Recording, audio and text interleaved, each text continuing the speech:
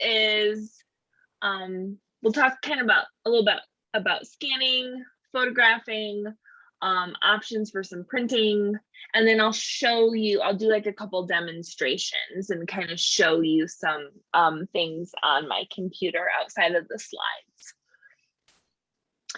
But of course, the two methods that you have to begin with in order to make prints of your art is you have to either scan or photograph your artwork. So, I think there's pros and cons to both, as with everything. So I'll kind of talk about, when you might want to scan versus when you might want to photograph, and sort of what that looks like. So scanning is generally best for like flat art. So like Mark's drawings, perfect for scanning because he doesn't have any actual raised physical texture in his drawings. All the texture is flat, it's graphite. And Nora, that would be the same for you too. Like any of your drawings that you do would be great for scanning, but maybe your oil paintings, if they have more texture, might be better with a photograph, depending. So generally flat art is best. So there's some different sizes of scanners, of course, which depending on the size of your artwork and the size of your scanner, you may have to do something called stitching. It's a digital process of stitching it together, which some people are wanting to do that sort of thing, and some people don't want to mess with that. So that's another thing to consider with a scanner is just, there's so many sizes. So A4 and A2 are pretty common. So I put the sizes in inches down there at the bottom. So you can, kind of, again, depends on what type of art you're doing, how big it is. For most drawings in a sketchbook, an A4 scanner is going to be just fine. But yeah, so it just kind of depends what you want to do there. But I think for drawing, scanning is really, really great. Well, the only problem with scanning, though, is I'm not on mute. Okay. The only problem with scanning is it doesn't really pick up the real subtle, very light shades and stuff like that. Because I found that out by trying to scan my stuff and then send it to you. Yes. For colored pencil, it seems to work really well, because it'll pick that up. But for the graphite, it doesn't really pick up some of the real subtle stuff. Well, I'll talk about that. It might be what type of scanner you have, because there's two types of scanners. So I'll get to that in just a second, but you're totally right about those light values with certain scanners. Absolutely. So just one of the pros to scanning is it could involve less equipment. I have to say with, iPhones, if you have a relatively current iPhone, the cameras are pretty darn good. And I find certain daylight, as long as you don't have direct, like harsh sunlight, you can get a pretty good photo with not much equipment. So I will kind of say, depending on how you're photographing, you could also get away with not much equipment like a scanner. But if you don't have a scanner, it could be a cost. It might be something you want to invest in. It might not be. It just kind of depends. But you're not having to put extra light or having extra lights when you're scanning, although I typically find I do have to do a few little fine-tune edits with the scanner that I have. See. So sorry, there we go. So if your artwork is in a size that fits the scanner, it's flat, everything is set to the correct settings. Some things you want to be aware of is the file type you're scanning into, like how you're saving your scan. So the two that you're probably going to use are going to be a JPEG or a TIFF. A JPEG is pretty common. It's what most scanners are going to save as, although you can do like PDFs and other file types as well. But we are, of course, talking about wanting to reproduce these and print these. So that's the other kind of component that you'll want to think about, a JPEG or a TIFF. I'll get a little bit more into the file types in just a minute, but basically a TIFF is if you want kind of more editing control and kind of you're able to control color a little bit more. The other thing is scanning the correct pixel density or choosing pixel count, which I'll show you a chart in just a minute. And that has to do with print size, because if you scan something that's only capable of being printed as a 5x7 and you try to print it as an 11x14, it's not going to look very good. So you have to consider some of those factors. And most, scanners are different depending on what type of computer you're using, but most are going to have those settings available to you. And then of course, being aware of large scale work with texture, or, as Mark mentioned too, perhaps too light of values could be really difficult to pick up. So, there are some, it's not perfect with scanning. And then there's also the issue of color correction. So this is, I just pulled this from the internet. This is just a photo enlargement chart, just to give you just sort of an idea of file size, like how big of pixels. So when you scan something, it'll give you all this information. And then maximum print size at 200 DPI dots per inch, and then maximum print size at 300. So typically, and I'll get to this when I show you the sort of editing portion, but 300 DPI is typically what I always have for printing, and that allows you to print fairly large. But there's lots of these charts all over the internet, and again, every scanner is different. If you use an Apple computer, it's going to be a little bit different setup if you use a Windows. So definitely kind of look into the scanner that you have and sort of the settings, but it's just something you want to be aware of as you're scanning. So this is kind of the two different types of scanners. So there's CIS scanners and CCD scanners.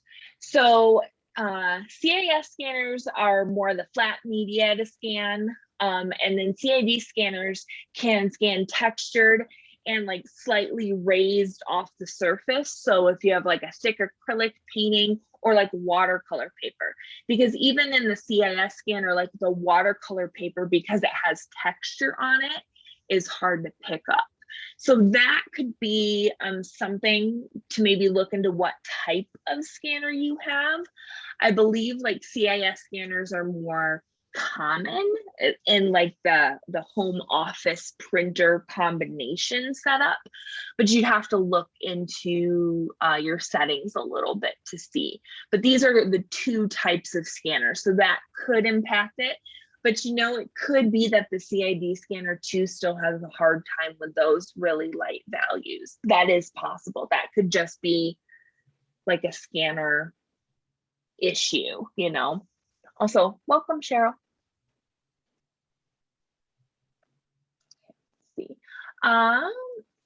See, sometimes I might have to pop back and forth a little bit. My new computer and slides are just a little funky for some reason. So DPI and PPI, the importance of dots per inch. So this is super duper important when you're printing. A lot of times you can have different DPI numbers, but the two common ones I see most often are 72 and 300. And 72 is like a low DPI that's good for like your computer screen. But when you print something, you need a higher dots per inch. That's really, really important because you don't want it to look pixely, and you want to make sure you're able to like enlarge it properly. So when you actually scan something, Cheryl must be having a hard time with her internet maybe. So when you scan something, typically you can choose this in the settings. You can choose your DPI. You can later change it in Photoshop, but it's still not gonna, work quite the same way. You still might have some issues printing large if you just try to change it. I've had success changing like a 72 image because I took a photo and it was 72 DPI. I changed it in Photoshop to 300 and was able to print it a little bit larger, like 8x10, but any larger than that, it's not going to be very great. But if you actually take the photo or scan with 300 DPI, then it's going to be, you're going to be able to print much larger. But again, you can look at those charts. You can Google like DPI chart, and it'll show you like the dots per inch you need and how big you can print. I mean, a lot of art prints I feel like are, you know, maybe like an 8x10 or 11x14. It just really depends how large you want to print as far as that goes. And then PPI is resolution or pixel density of a digital image displayed on the screen. Again, it's not as important. It's just so you don't confuse the two, because again, we're talking about printing, although it is nice to know that for display, like maybe you want to have a virtual gallery or something like that, you could then pay attention to the PPI. But if you have questions about that, let me know. So TIFF, which stands for Tag Image File Format, or JPEG, which is, again, the most common, I think, photo file type out there. And most often, JPEGs are going to be just fine for your reproduction. It'll totally work. TIFF is going to be more, the advantage of a TIFF is it's based on the CMYK color scheme, which is the same color scheme that's used by printers. So what that means is it will give you more accurate color reproduction for your prints. So that could be important to you, but it's not like your JPEGs are going to be like way off or anything like that. It's just JPEGs aren't on that same CMYK. So it just kind of depends if you want your file type to talk to the printer. Basically, that's what's happening, is because they like speak the same language essentially, that it's going to give you a better color reproduction. And that could be more important too if you've got a lot of color. So again, don't stress out about the file format. They're going to be, both are going to be good, but it could be something if you're really looking to get into printing, you're creating prints of your artwork, especially if you want to sell or do like a, you know, now that we're getting back into the world, there's a lot more, you know, little art shows and galleries and different thing opportunities. So, you know, if you want to sell your art or something like that, that could be something to look into a little bit deeper. So photographing your artwork. So again, as I mentioned, I think our cameras on our phones are really great and can produce some pretty good results. But DSLR camera is, I mean, always going to be, I think, really top notch. But of course, not everybody has one of those, and they are very expensive. So I would say photograph with what you have, and I'll kind of talk about some things to keep in mind. I personally think hanging your work on the wall and having it vertical is best for photographing. I think having a neutral color background is best.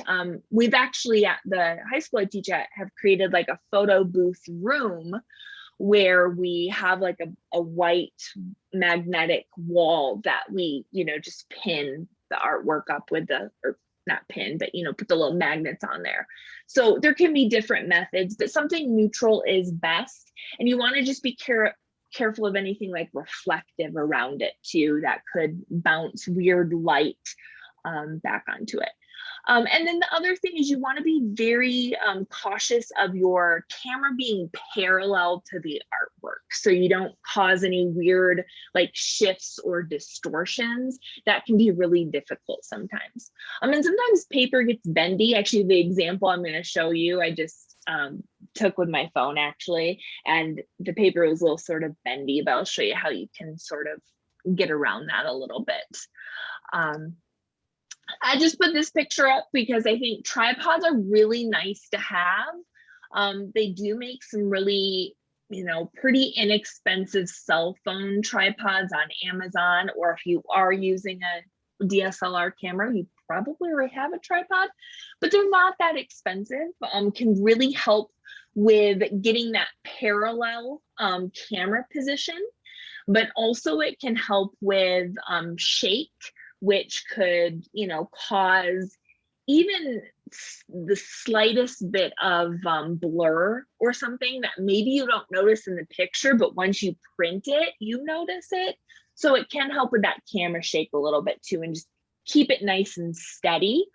When it comes to taking a picture, I don't worry about like fitting the art perfect in the frame. Like that's not my concern. I just want to make sure my lighting is looking really good, which I'll talk about lighting in a minute. It's parallel to my art, which you can lay art on a table and take a picture facing down. But again, just make sure you're parallel. So you don't cause any weird distortions to the best of your ability. But I find it's better to just crop after the fact, personally. I mean, you can choose to do it however you want, but that's kind of what I go for. So lighting your work is super important.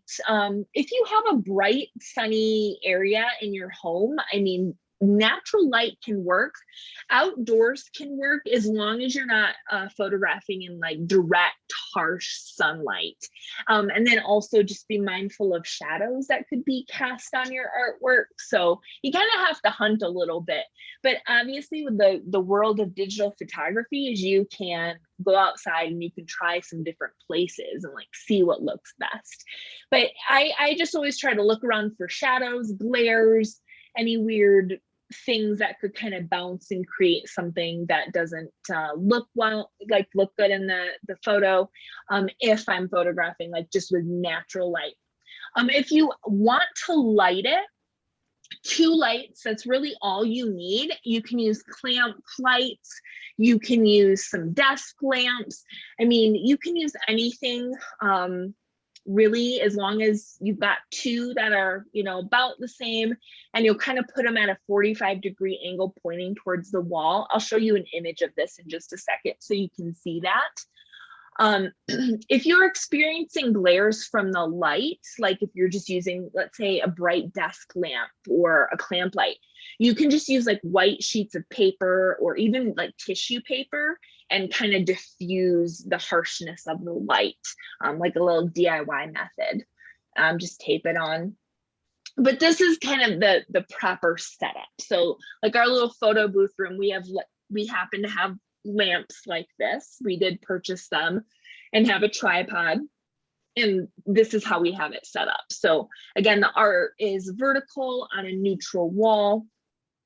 Let Joanne in a minute. And I'll show you another graphic in just a minute too that'll help you with camera placement. But camera straight back, and then you've got the 2 lights to the side pointing in at a 45-degree angle. So this is kind of what I was talking about with like the distortion or skewing. It's called like keystoning, image skew. So this can happen pretty easily. So a couple things to keep in mind if you look at this image over here on the top, watch where your camera is pointed. You want it to be in the middle of your artwork. So the lens directly in the middle. So you want to avoid being too high or like too low, too off to the side. Oops. You want to be into the middle. And then again, watching those angles. You don't want your camera to be straight and your art to be angled. Now you could fix this, like if your angles or if your art is angled, angle your camera too. So again, it's parallel. So you want to avoid, again, the skewing, because that can be really hard for cropping and to make a print look nice, because you don't want a weird, funky edge on your artwork. So editing scanned and photographed artwork, I typically do a teensy tiny bit of editing on all of it. Not much. I don't do anything major. I just happen to find this image on the internet. It wasn't one that I did, but there's some different ways you can do this. If you are using your phone, of course, your probably app right on your phone, like the camera app, has cropping, I'm sure typically does, and has some basic brightness and contrast to just brighten something up if it's scanned too dull, or to add a little pop of contrast if you need to. Because of course your goal is to make it look as close. You want it to look like the artwork, right? I don't mean edit it to change it. I mean, edit it to make it look true to the artwork. So that could come in handy if maybe a value scans in a little too light. You know, so I always kind of have the actual artwork next to me. And then, you know, as I'm scanning, I really want to strive for it to look as close as possible. If you have Photoshop, Photoshop is great for this. Otherwise, I'm going to show you today a website called Pixlr, which is basically a web-based free Photoshop. It doesn't cost anything to use.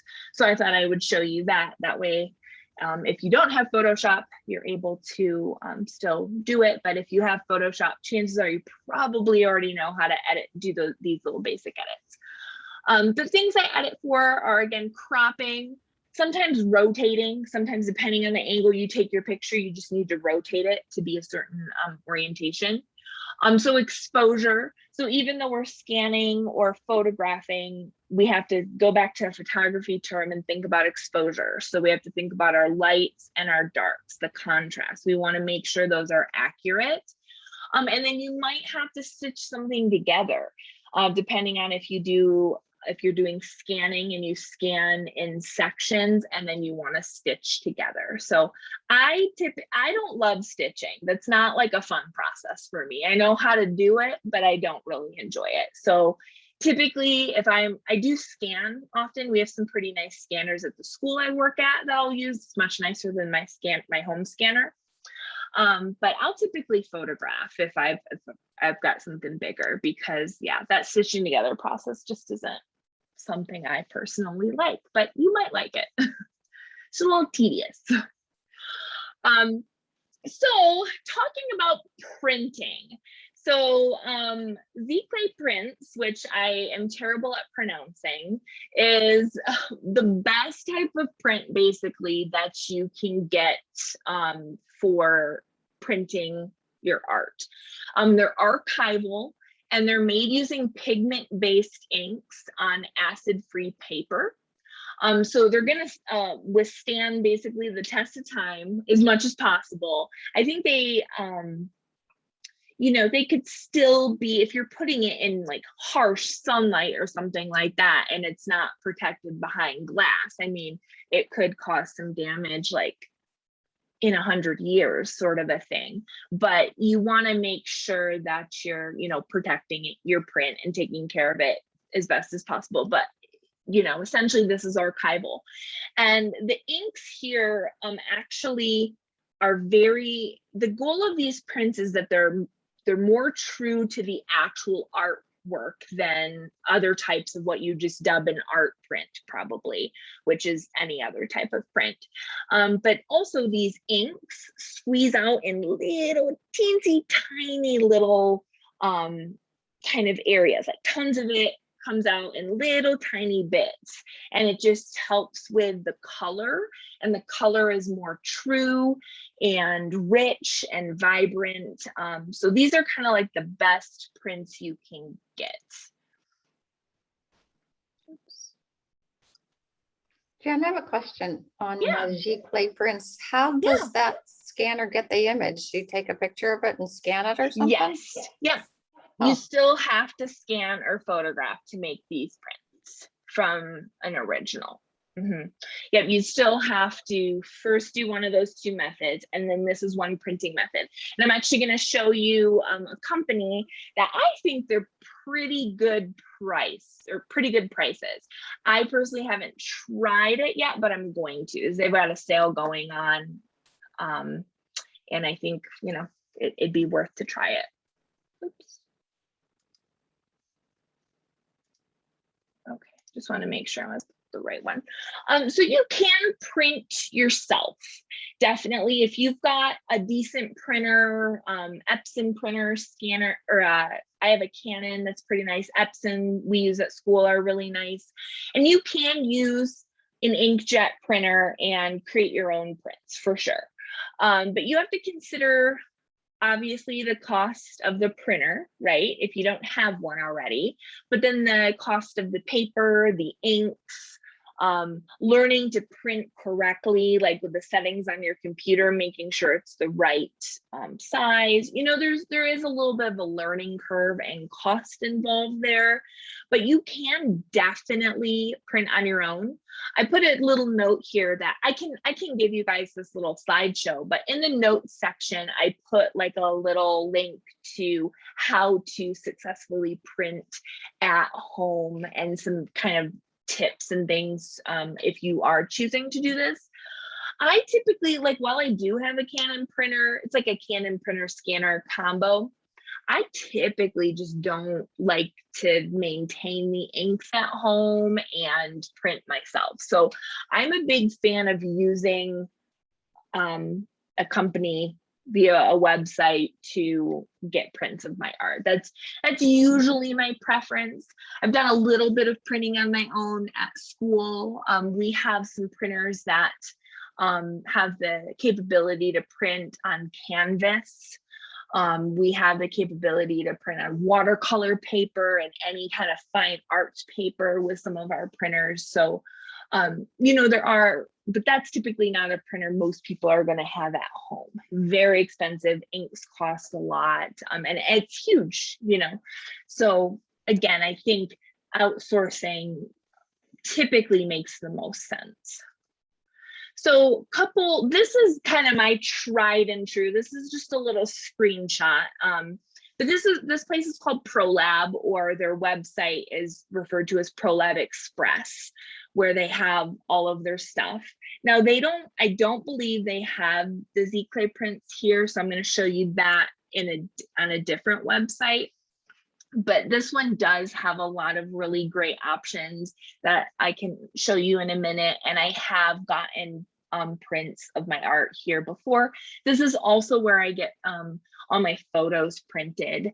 And I think it's great, even if you're not like, call yourself a photographer. The reason I like the prints here, I'll give you the kind of the basic definition is that if you get prints done at, let's say, Target Photo Center or Walgreens Photo Center, the ink is printed on top of the paper. It sits on top. Whereas the prints here, it's like a digital darkroom. They're actually burned into the paper like a traditional darkroom. So they stand the test of time, they're archival, they're beautiful. So I've gotten tons of prints here. Highly recommend. And I've actually toured the facility. They're in Grand Rapids, Michigan, where I went to college. So I had the opportunity to go there and see it. And that's how I heard about it and have been using it ever since then. And then this place, MPix, I'll show you, I think it's a great option for the Z-Clay prints because they're pretty affordable. So like I said, I haven't tried this place yet, but I'm going to. I think it would be worth it to check it out. So I'm going to, let's see. Can you all see this one now where it says photo editor? Yeah, okay, just want to make sure. So this is Pixlr, which again is kind of like a free Photoshop. So I just wanted to show you this really quickly, that this is what I use if I think I picked the wrong one though. Yeah, you want the advanced photo editor. This just confused me down here. This is new. So when you come in here, you'll go to open image. Now I happen to take a picture before class. Now this is with my cell phone. It is just in some natural light coming in through the window. And I just, you know, did one of these moves. I held my phone above and snapped the picture. So again, it's it was parallel, but I did not put this up on the wall. So I'm going to open this up. Now, here you're going to want to consider size, okay? Because if I want to print this, I'm going to want it to be as big as possible for now, okay? So that can change later. Now, okay, right away, see, okay, I've got to rotate this. Now, of course, when I print it, would it matter if it was rotated? Not really, because it's still that correct horizontal orientation. But for me, it just makes sense to, let's go ahead and now rotate that. Okay. So now I've got it rotated. The next thing I would do is crop it. So I click this little crop. Now this paper was sort of bended a little bit. And again, this is not what I would dub like a pro photo. I definitely did this real quick for class, but there's some kind of, you know, you can make it look better. So I'm just gonna pull this down and bring it, get rid of that border. Now, if I wanted the border to be a part of the print, see, that would be, I'd have to take a much better photo, right? But for me, this border was not that pretty anyway. It's got ripped up from my cape. And so I'm just gonna create kind of my own, you know, composition here. Make this a little bit more balanced. Okay, so once I like that, then I can just hit apply. So this looks pretty decent now. The last thing I am going to do is up to adjustments. There are two you can play with, curves or levels to fix exposure. Stay away from the one that actually says exposure. It's not good. You want to fine tune it a bit more. If you're good with photo editing, I'd say go into curves. If you are more of a beginner, I say stick with levels. Now, because I used decent lighting, there's not much I have to do here. And I don't want to get into a bunch of photo editing with you because that is a whole different ball game. But basically what you're looking at here is the information of the picture, okay?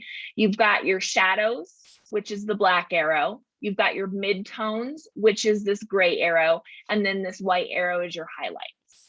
So typically, if I'm going to make any edits, what I'll do is I'll take the black one and the white one and just slide them a little bit closer to where the information starts to rise up.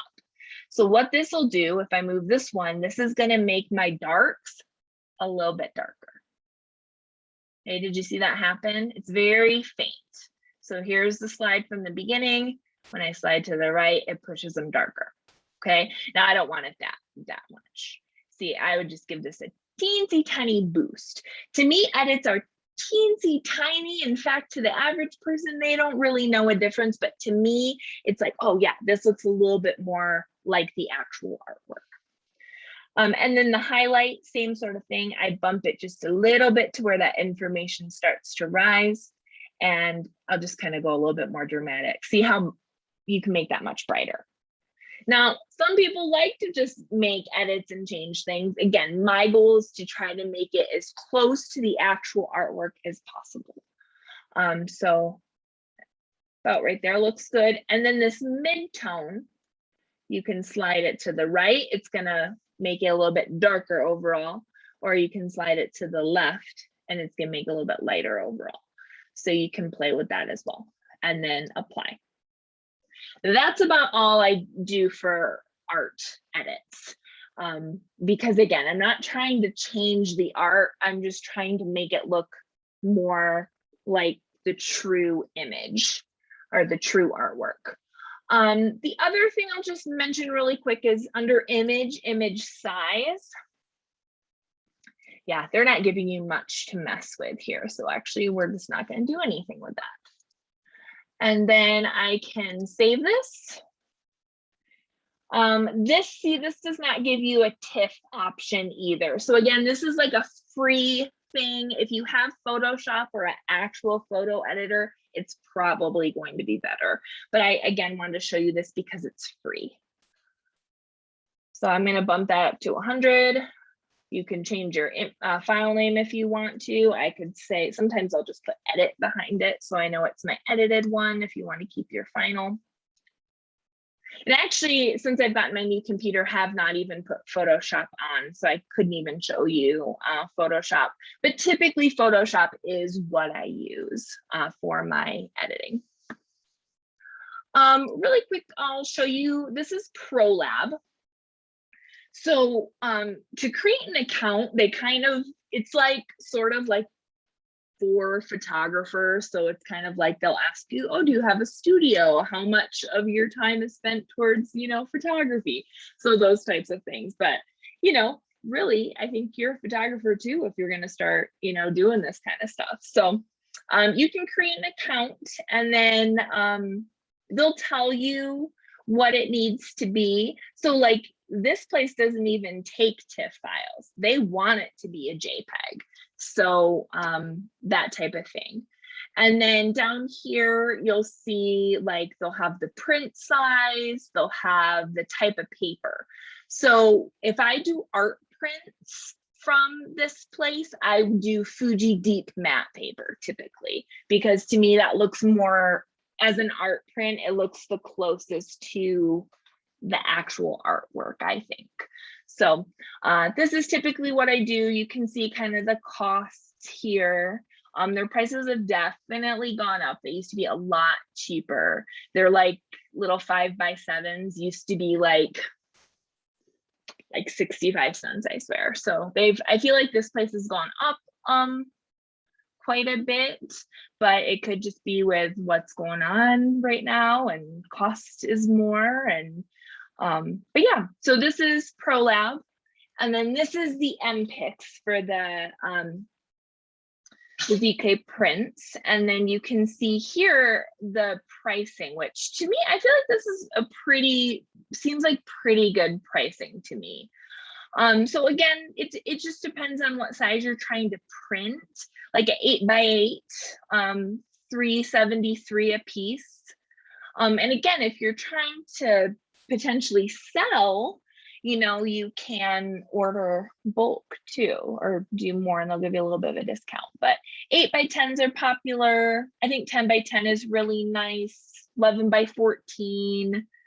So yeah, I mean, they get expensive, but again, you got to think about cost of paper, cost of inks. These are archival. So yeah, I think it just kind of depends what you want to do with it.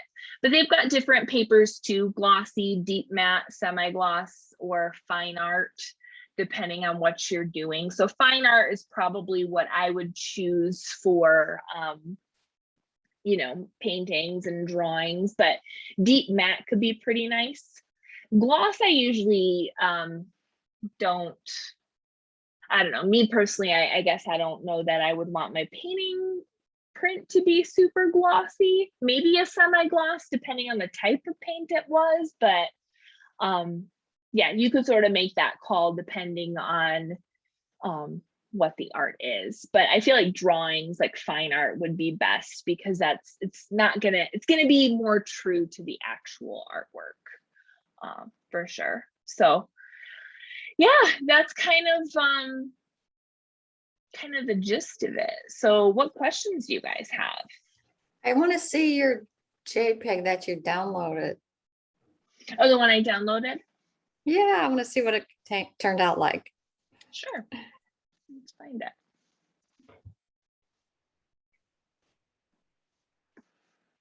Here, I'll show you the before and after. How about that?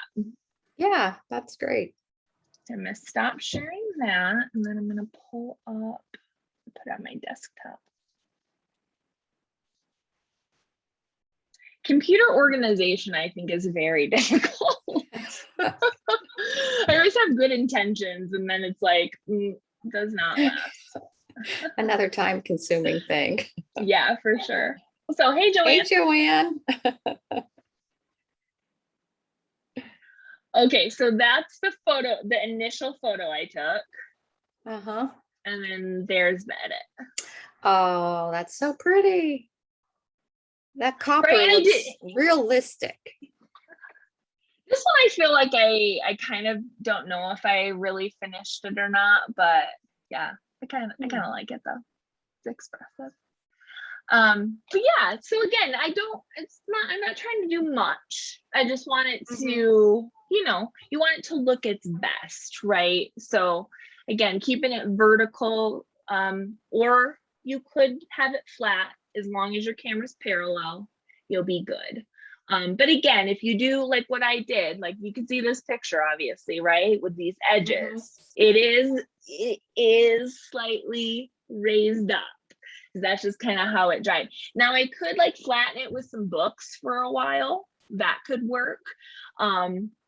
We actually have like a dry press mount at school that we will turn on real low heat, and we'll put like newsprint around our drawings. It's like a big flat iron or a big like flat panini press. Like you don't get the little wedges, right? But it totally will flatten it out with some heat.